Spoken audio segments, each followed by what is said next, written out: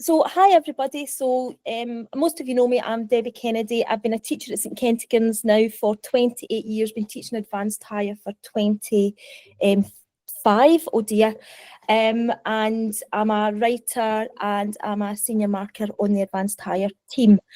So what we're going to look at is these things we call the golden threads, and they're really important because they go all the way through the projects. So let's just start at what it says in the markers, the course report. So what you can see from here is it's talking about the number of requirements and about how excessive they can be. There are some pupils who hand in, and it just becomes difficult for us to mark, and difficult for them to take them all the way through, because you can see from the rest of the highlighted bit, it's talking there about them at each of the stages. I see there you've highlighted that the pupils are generating too many requirements. That's right. So for example, David, last year there was one pupil who had over 40 functional requirements. That's really difficult for not only for us to mark, to find, to overlook them, but it's really difficult for them to track them all the way through the design, implementation and the testing stage. Yeah, that must have been like super time consuming for the students to get it all together. Hopefully they got it in time anyways. But the second highlight is mentioning the difficulty with the pupils evidence all of the requirements. So, that sounds like it's having a negative effect. It's not that they're not doing it, it's just they're not evidencing it at all. That's right? Absolutely. Before we look at the marking scheme, what we'll do is we'll have a wee quick look at the template.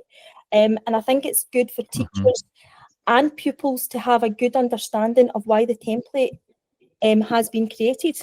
So, you can see here's the marking scheme at the moment.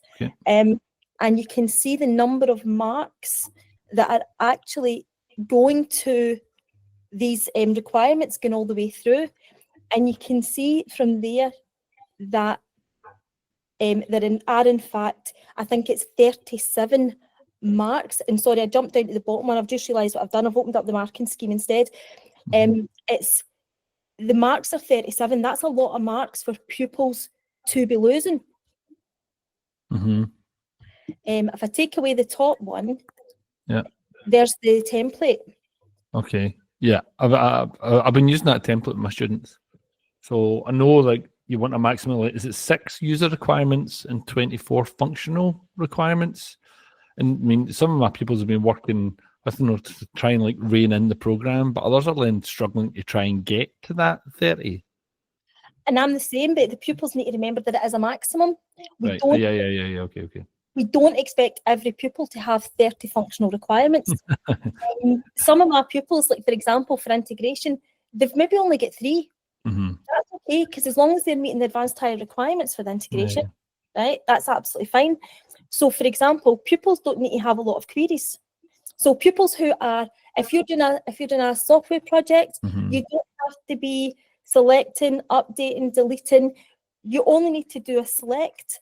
So as long as they have been designed, implemented, tested, and evaluated, one query is actually enough.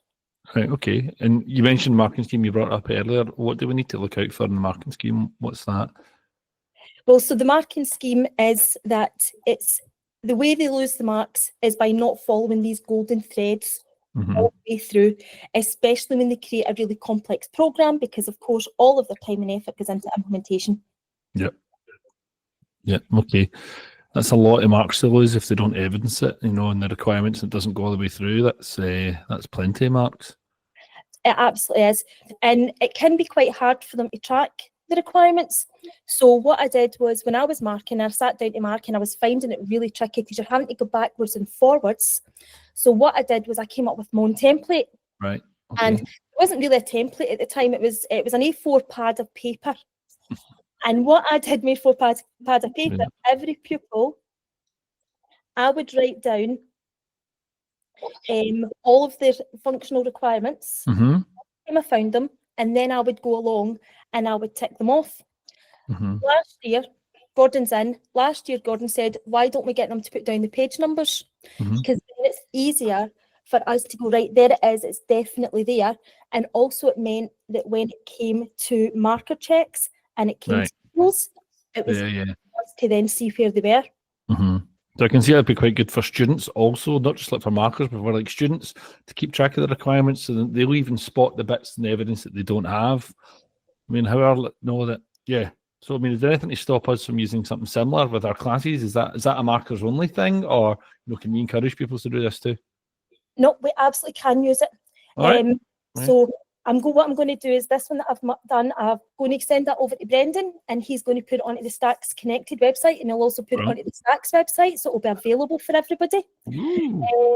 And honestly, if you think that this will help your pupils accessing those full 37 marks, please use it. Please use something similar.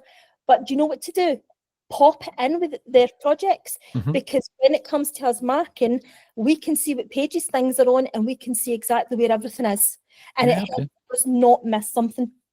Okay, so we need to make sure that the golden threads are evidence throughout the whole documentation, right? So we've got that, but what about the analysis? So is there any kind of pitfalls or any pointers that we can implement? I mean, we've only got a few weeks to go. Is there anything pointers just now about analysis that we can look at?